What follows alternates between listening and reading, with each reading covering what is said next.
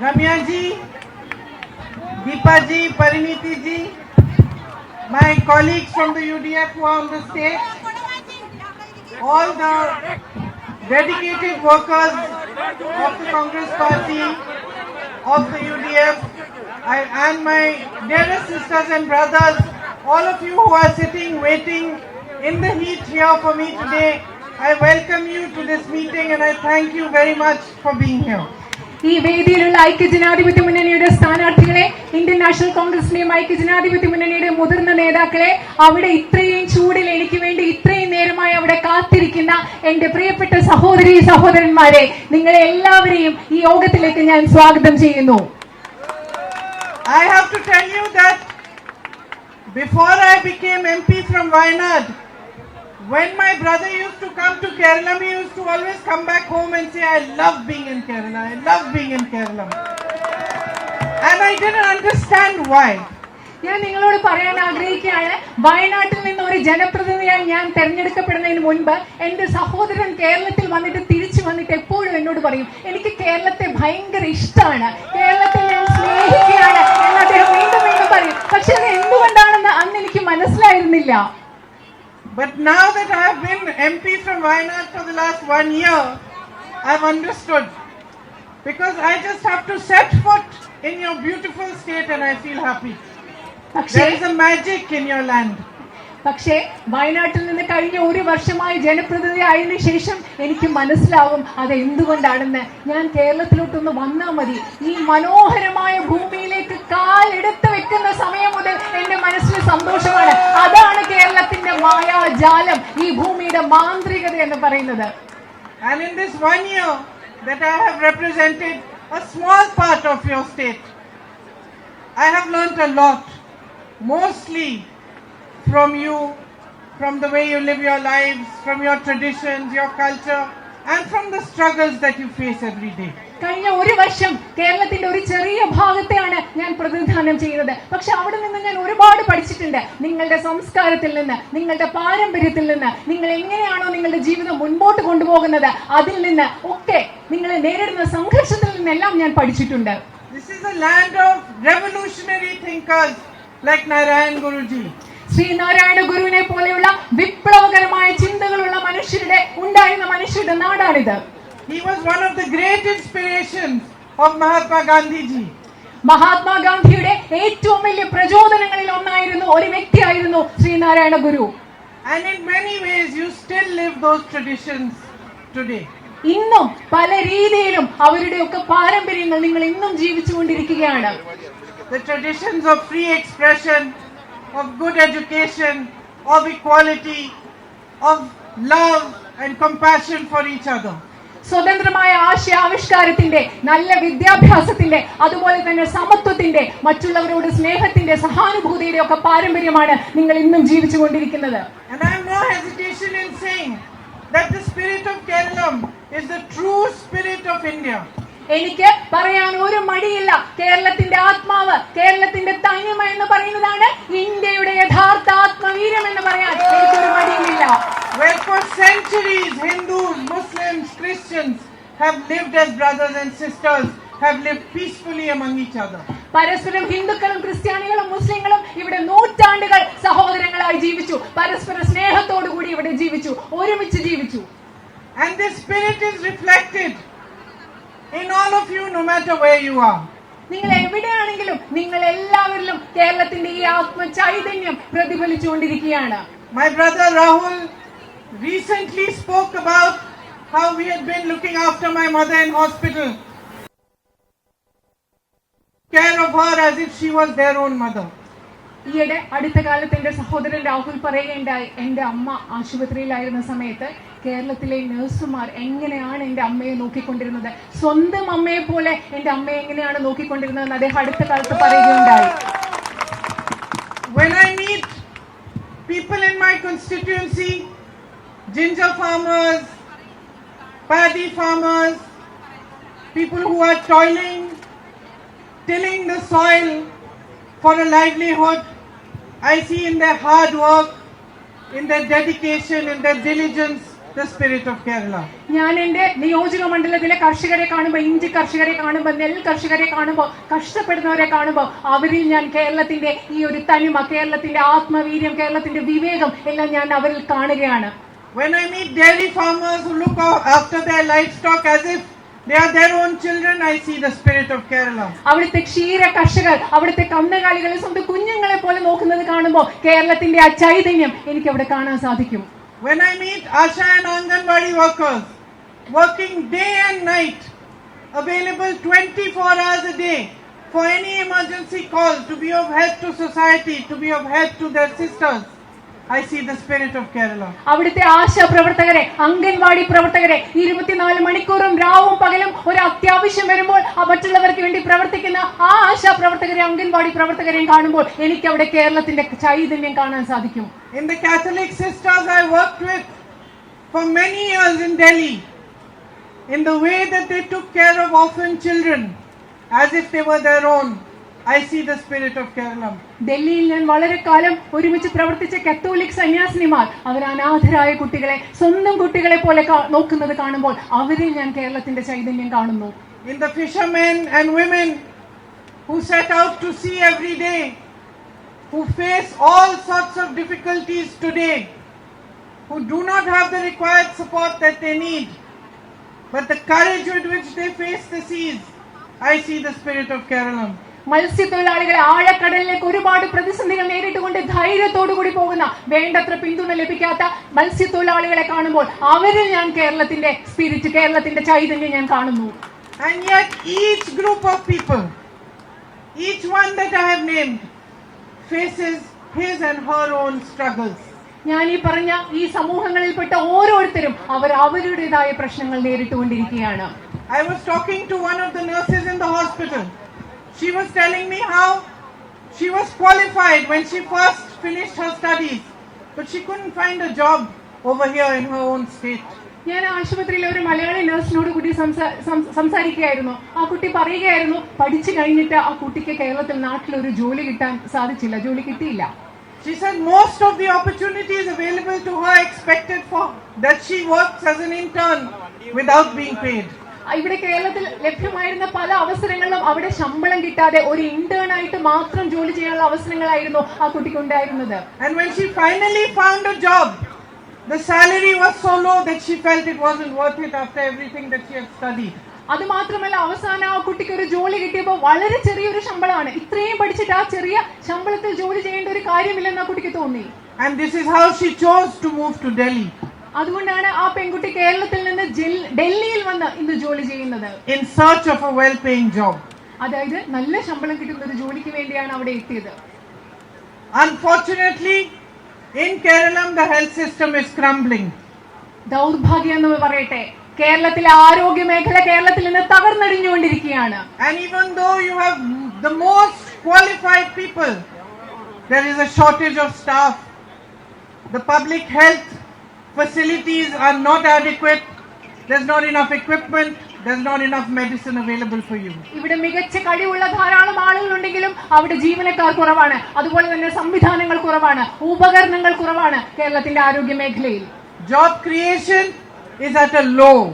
കേരളത്തിൽ തൊഴിലുണ്ടാകുന്നത് ഏറ്റവും താഴത്തെ നിലയിലാണ്. In the same way, all the farmers I named, whether it's dairy farmers, whether it's coffee farmers, tea farmers, banana farmers, rubber farmers, everybody is facing difficulty. അതുപോലെ ഞാൻ കർഷകരെ കുറിച്ച് പറഞ്ഞു. അത് കാപ്പി കർഷകരാവട്ടെ, വാഴ കർഷകരാവട്ടെ, ഏത് തരത്തിലുള്ള കർഷകരാവട്ടെ, അവരെല്ലാം നിരവധി പ്രതിസന്ധികളിലൂടെയാണ് കടന്നു പോകുന്നത്. While the prices for everything are rising, the support you are receiving from your government is just not enough for you to be earning well anymore. എല്ലാത്തിന്റെയും, നമ്മുടെ ചുറ്റുമുള്ള സാധനങ്ങളുടെ എല്ലാം വില കൂടുമ്പോൾ നിങ്ങൾക്ക് നിങ്ങളുടെ ഗവൺമെന്റിൽ നിന്ന് കിട്ടുന്ന പിന്തുണ ഒരു ജീവിതം നല്ല രീതിയിൽ മുൻപോട്ട് കൊണ്ടുപോകാൻ സഹായകമാകുന്നതല്ല. We all know how the Asha and Anganwadi workers protested for months and months without being heard.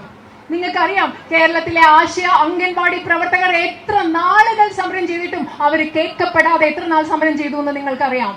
Their voice was silenced, and finally the government only heard them when the elections were coming near. അവരുടെ ശബ്ദം നിശബ്ദമാക്കപ്പെടുകയായിരുന്നു. അവസാനം government അവരെ കേട്ടത് തെരഞ്ഞെടുപ്പ് വരാറായപ്പോൾ മാത്രമാണ്. And the government showed a lack of understanding for their lives and their problems. അവരുടെ ജീവിതത്തെക്കുറിച്ച് അവരുടെ പ്രശ്നങ്ങളെക്കുറിച്ച് മനസ്സിലാക്കാനുള്ള ഒരു താല്പര്യം ഈ ഗവൺമെന്റ് കാണിച്ചില്ല. I had the good fortune to interact with many of them in Wayanad, and I was surprised at how little they get for how hard they work.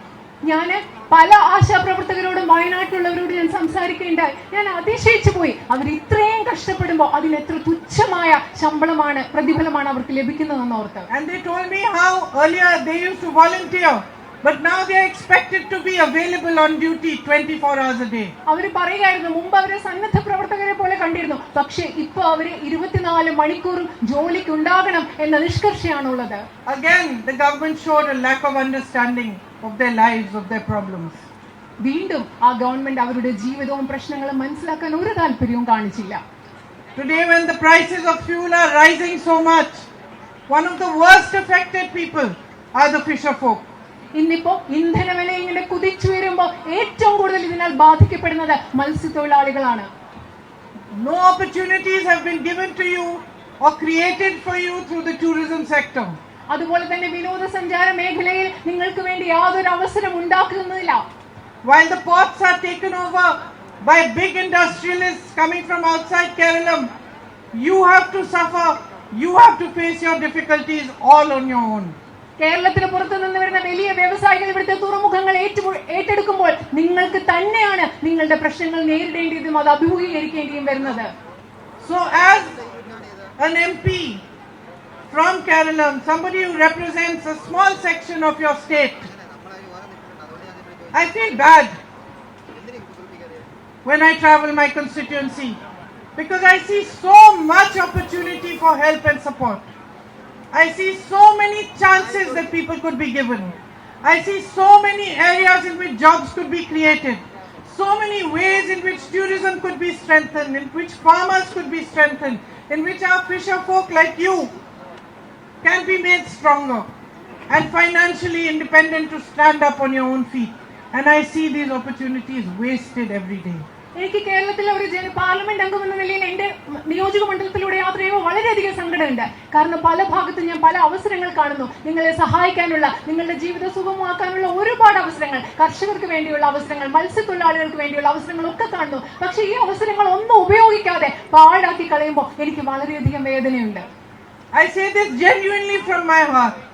It is difficult for us in the opposition to come to you and to want to do so much, but to see that our hands are tied because you have a state government that is negligent of your needs and negligent of what is required for you to progress and to move forward fast. ഞാൻ നിങ്ങളോട് വളരെ ആത്മാർത്ഥമായിട്ട് ഹൃദയത്തിൽ നിന്ന് പറയുകയാണ്, opposition പ്രതിപക്ഷത്തിരിക്കുന്ന ഒരു പാർട്ടിയുടെ MP എന്ന നിലയിൽ ഞങ്ങൾക്ക് ഒരുപാട് കാര്യങ്ങൾ ചെയ്യാൻ ആഗ്രഹമുണ്ട്, ഒരുപാട് കാര്യങ്ങൾ ചെയ്യണമെന്നുണ്ട്. പക്ഷെ ഞങ്ങളുടെ കൈകൾ കെട്ടിയിരിക്കുകയാണ്. കാരണം ഈ നാട്ടിലെ ജനങ്ങളുടെ പ്രശ്നങ്ങൾ മനസ്സിലാക്കാത്ത, ആ പ്രശ്നങ്ങളെ അവഗണിക്കുന്ന ഒരു സംസ്ഥാന സർക്കാർ ഇവിടെ ഉള്ളത് കൊണ്ട് ഞങ്ങൾക്ക് പല കാര്യങ്ങളും ചെയ്യാൻ സാധിക്കുന്നില്ല. There is so much that we want to do and so much that we can do if we put our resources together. നമ്മുടെ വിഭവങ്ങളൊക്കെ ഒരുമിച്ച് കൊണ്ടുവരുവാണെങ്കിൽ നമുക്ക് ഒരുപാട് കാര്യങ്ങൾ ചെയ്യാൻ സാധിക്കും. നമുക്ക് ഒരുപാട് കാര്യങ്ങൾ ചെയ്യണമെന്നുമുണ്ട്. That it is sad to see a state government that has been in power for so long and provided you with less and less opportunity the longer they have stayed in power. 10 വർഷം ഇത്രയും ദീർഘകാലം അധികാരത്തിലിരിക്കുന്ന ഒരു government നിങ്ങൾക്ക് വളരെ കുറച്ച് അവസരങ്ങൾ മാത്രമേ തന്നിട്ടുള്ളൂ. നിങ്ങൾക്ക് ഓരോ പ്രാവശ്യവും തരുന്നത് കുറഞ്ഞു വരികയാണെന്ന് ഓർക്കുമ്പോൾ വളരെയധികം വിഷമമുണ്ട്. So many of your brothers, sisters, sons, daughters have had to leave and go abroad to make a livelihood. ജീവിക്കാൻ വേണ്ടി നിങ്ങളുടെ ഒരുപാട് പേരുടെ മക്കൾക്ക്, സഹോദരന്മാർക്കൊക്കെ വിദേശത്ത് പോകേണ്ട ഒരു അവസ്ഥ ഇവിടെ ഉണ്ടായിട്ടുണ്ട്. And as you know now, we are heading for even more difficult times. ഇപ്പോൾ നിങ്ങൾക്കറിയാം, നമ്മൾ വളരെ ബുദ്ധിമുട്ടുള്ള സമയങ്ങളിലേക്കാണ് നമ്മൾ പോയിക്കൊണ്ടിരിക്കുന്നത്. Because of the crisis in the Middle East, so many of our brothers and sisters are stranded there. മധ്യേഷ്യയിൽ, ഗൾഫിൽ നടക്കുന്ന സംഘർഷം കൊണ്ട് നിങ്ങൾക്കറിയാം, നമ്മുടെ ഒരുപാട് സഹോദരന്മാർ അവിടെ പെട്ടുകിടക്കുകയാണ്. Their families are sick with worry, wondering whether their children will be safe, whether their family members will be safe over there. നമ്മുടെ ഗൾഫിലുള്ള ആളുകളുടെ കുടുംബാംഗങ്ങളൊക്കെ വളരെയധികം വിഷമിച്ചുകൊണ്ടിരിക്കുകയാണ്. അവരുടെ കുട്ടികൾ അവിടെ സുരക്ഷിതരാണോ എന്നോർത്ത്, അവരുടെ ബന്ധുക്കൾ അവിടെ സുരക്ഷിതരാണോ എന്നോർത്ത് വളരെയധികം വിഷമിച്ചുകൊണ്ടിരിക്കുകയാണ്. And unfortunately, the policies of the Modi government have provided them with no security and safety at this difficult time. ദൗർഭാഗ്യമെന്ന് പറയട്ടെ, മോദി ഗവൺമെന്റിന്റെ നയങ്ങൾ അവർക്ക് ഒരു വിധത്തിലുള്ള സുരക്ഷിതത്വവും ഈ കാലഘട്ടത്തിൽ ഈ ബുദ്ധിമുട്ടുള്ള സമയത്ത് നൽകുന്നില്ല എന്ന് തന്നെ പറയേണ്ടി വരും. He has chosen instead to bow down before America and Israel and create a situation in which India will suffer along with the other nations that support them. പക്ഷെ എന്താ സംഭവിക്കുന്നതെന്നറിയോ? നരേന്ദ്രമോദി അമേരിക്കയുടെയും ഇസ്രയേലിന്റെയും മുമ്പിൽ തലകുനിച്ചു കൊടുത്തുകൊണ്ട് മറ്റു രാജ്യങ്ങളെ പോലെ ഇന്ത്യക്കും കഷ്ടകാലത്തിലൂടെ ബുദ്ധിമുട്ട് അനുഭവിക്കേണ്ടി വരുന്ന ഒരു സാഹചര്യമാണ് ഇവിടെ സൃഷ്ടിച്ചിരിക്കുന്നത്. And in the middle of all this, it is the people of India who are paying the price. ഇതിന്റെ എല്ലാം വില കൊടുക്കേണ്ടി വരുന്നത് ഇതിന്റെ എല്ലാം ഇടയിൽ ഈ ഇന്ത്യയിലെ ജനങ്ങളാണ്. As I said, fuel prices are rising every single day. LPG prices are rising every single day.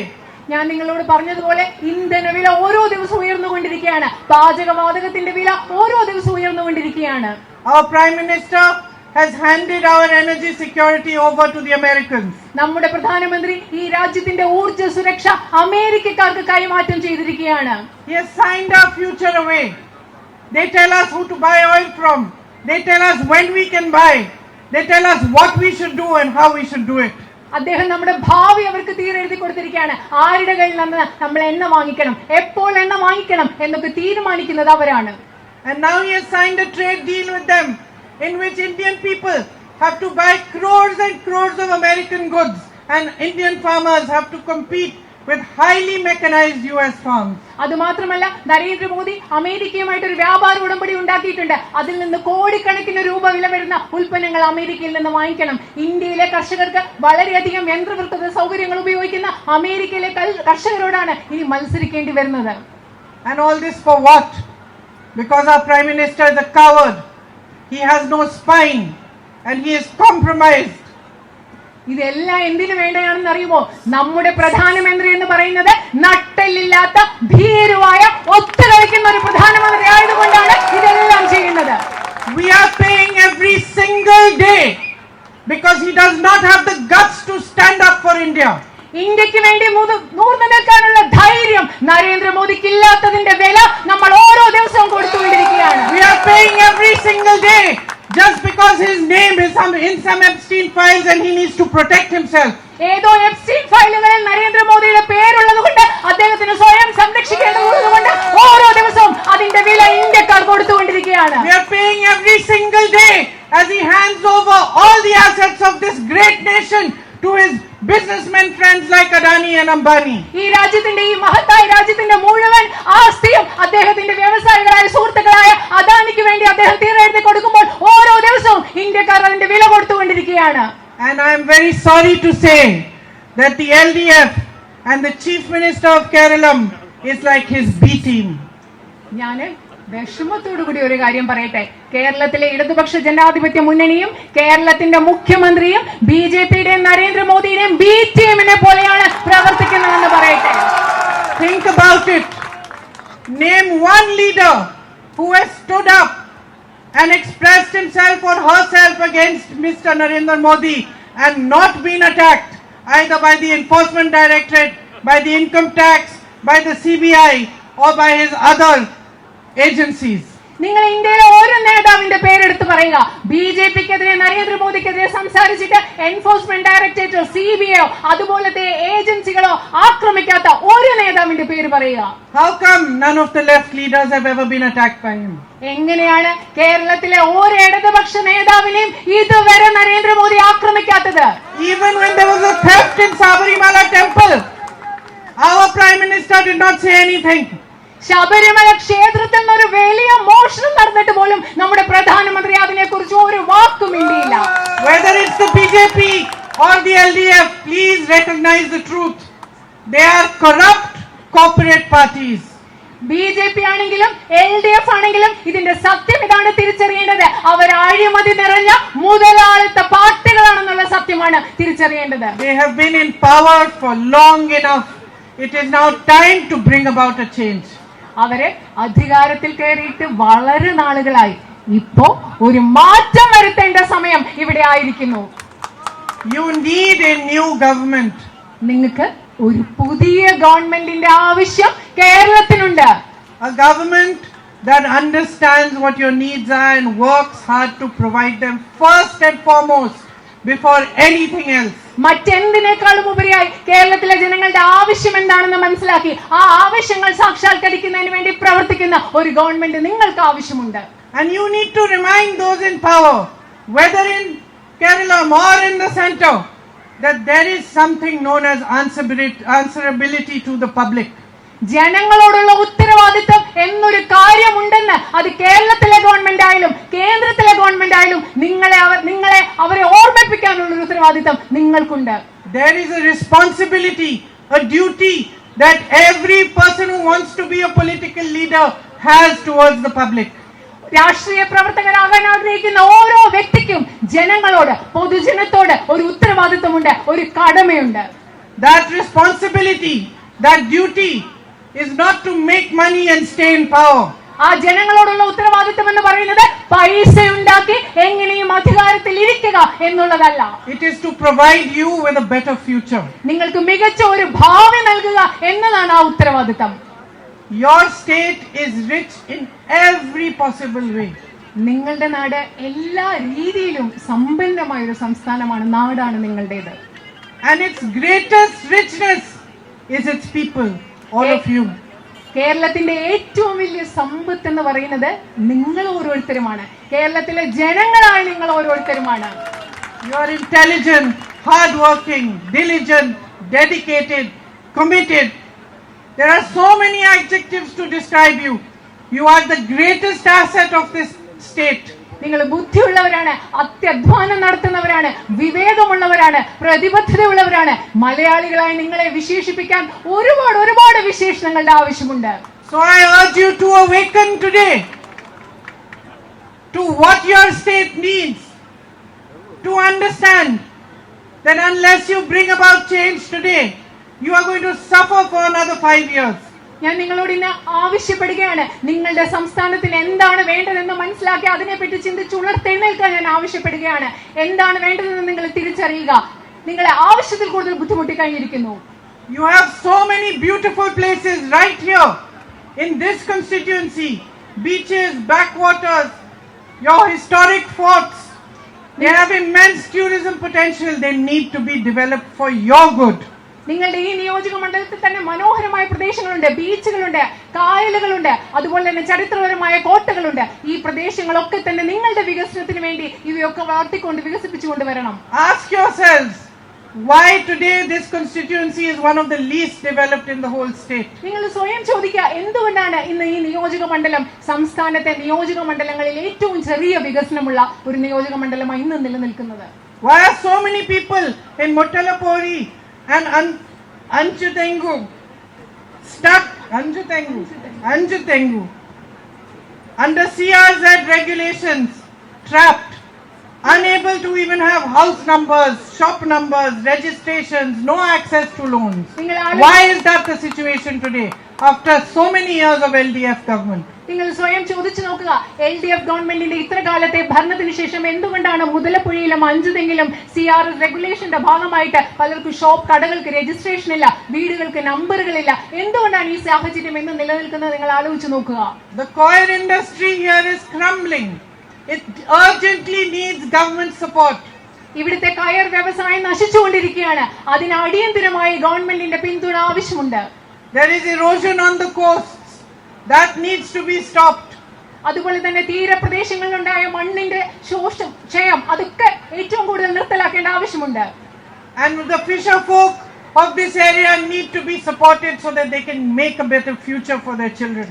തങ്ങളുടെ കുട്ടികൾക്ക് മികച്ച ഒരു ഭാവി ഉണ്ടാക്കാൻ വേണ്ടി ഈ പ്രദേശത്തെ മത്സ്യത്തൊഴിലാളികളെ സംരക്ഷിക്കേണ്ടതിന്റെ അവർക്ക് പിന്തുണ കൊടുക്കേണ്ടതിന്റെ ആവശ്യമുണ്ട്. They need more subsidies, more modernization and more opportunities. അവർക്ക് കൂടുതൽ സബ്സിഡികൾ ആവശ്യമുണ്ട്, അവർക്ക് കൂടുതൽ ആധുനികവൽക്കരണം ആവശ്യമുണ്ട്, അവർക്ക് കൂടുതൽ അവസരങ്ങൾ ആവശ്യമുണ്ട്.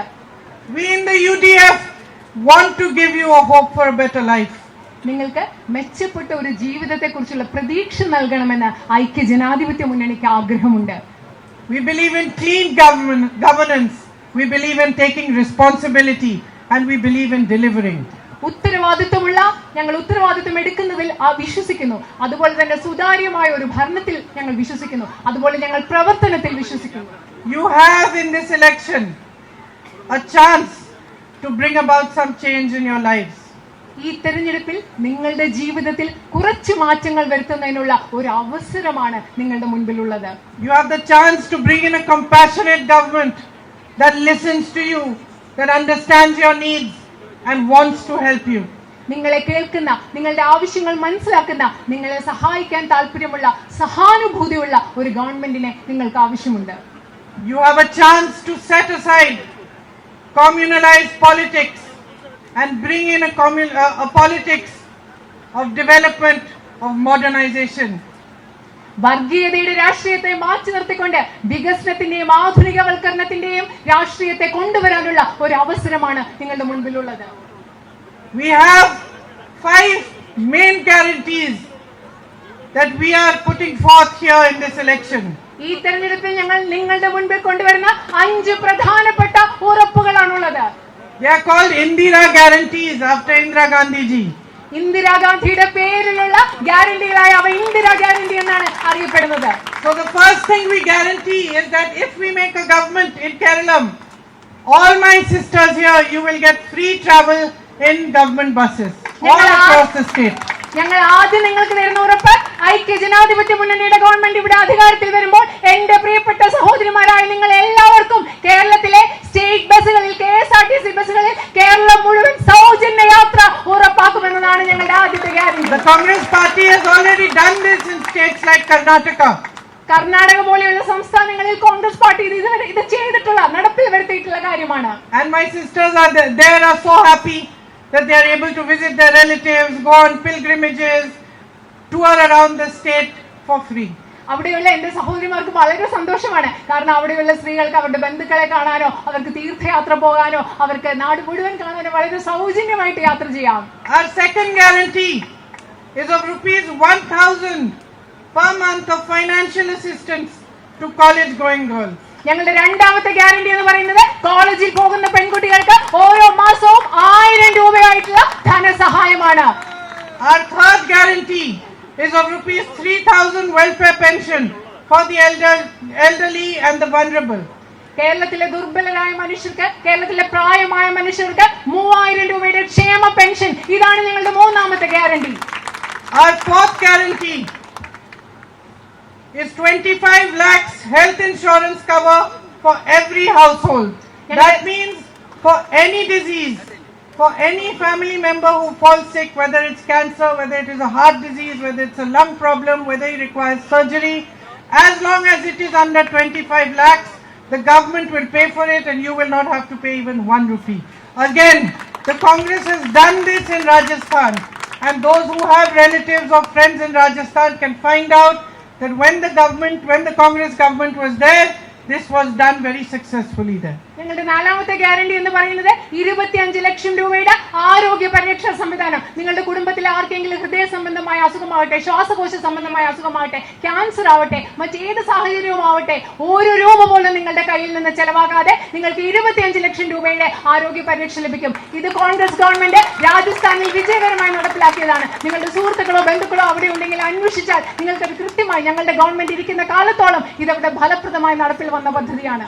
The fifth guarantee is for all those young men and women who want to start a small business of their own. ഞങ്ങളുടെ അഞ്ചാമത്തെ ഗ്യാരണ്ടി എന്ന് പറയുന്നത് തങ്ങളുടേതായ ഒരു വ്യവസായം സ്ഥാപിക്കാൻ ആഗ്രഹിക്കുന്ന ചെറുപ്പക്കാരായ ആൺകുട്ടികൾക്കും പെൺകുട്ടികൾക്കും വേണ്ടി, ചെറുപ്പക്കാർക്ക് വേണ്ടിയുള്ളതാണ്.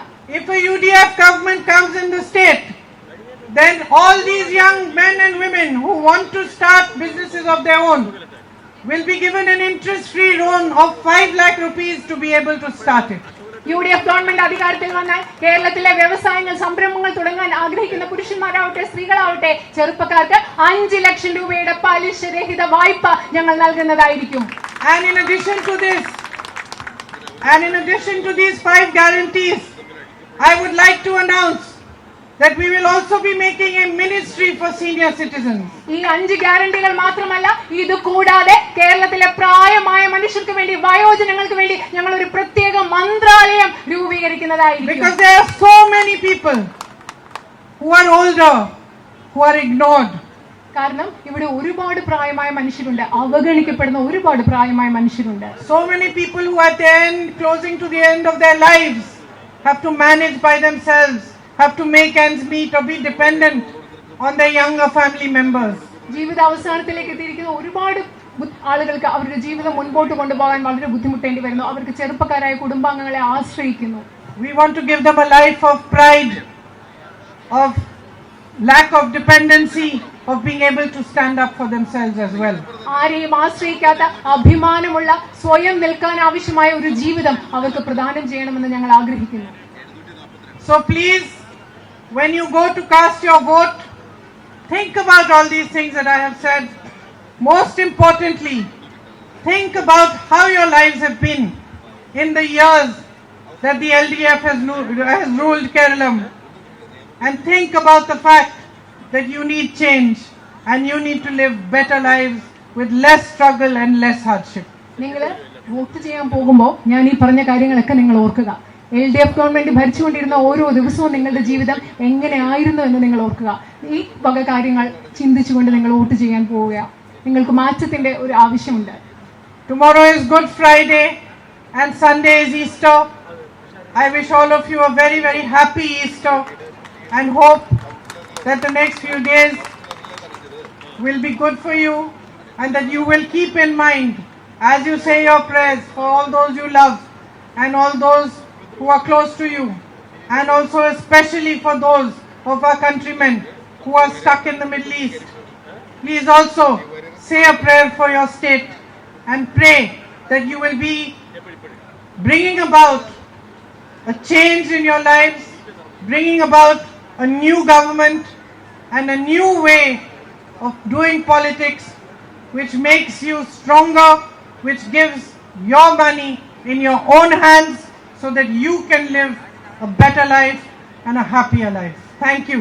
നാളെ ദുഃഖവെള്ളിയാണ്, അതുപോലെ ഞായറാഴ്ച ഈസ്റ്റർ ആണ്. നിങ്ങൾക്ക് എല്ലാവിധ ആശംസകളും നേരുന്നു. ഈ സമയത്തും വരുന്ന ദിവസങ്ങളിൽ നിങ്ങൾ നിങ്ങളുടെ കുടുംബാംഗങ്ങളെ കുറിച്ച്, സ്നേഹമുള്ളവരെ കുറിച്ചൊക്കെ നിങ്ങൾ പ്രാർത്ഥിക്കുന്നുണ്ടാവാം. നിങ്ങൾ അതുപോലെ മധ്യേഷ്യയിലുള്ള നിങ്ങളുടെ കുടുംബാംഗങ്ങൾ, അവർക്ക് വേണ്ടി നിങ്ങൾ പ്രാർത്ഥിക്കുക. അതുപോലെ നിങ്ങളുടെ സംസ്ഥാനത്തിന് വേണ്ടിയും പ്രാർത്ഥിക്കുക. ഒരു മെച്ചപ്പെട്ട ഭരണം ഉണ്ടാകാൻ പ്രാർത്ഥിക്കുക. നിങ്ങളുടെ പൈസ നിങ്ങളുടെ കയ്യിലേക്ക് തന്നെ കിട്ടുന്ന ഒരു ഭരണം ഉണ്ടാകണമെന്ന് നിങ്ങൾ പ്രാർത്ഥിക്കുക. I would like to call Ramya Haridas ji, Varkala Kakkar ji, Santosh Badran ji. ഞാൻ ശ്രീ രമ്യ ഹരിദാസിനെയും ശ്രീ വർക്കല കഹാജിയും ശ്രീ സന്തോഷ് ഭദ്രനെയും ഞാൻ ഇവിടേക്ക് വിളിക്കുകയാണ്.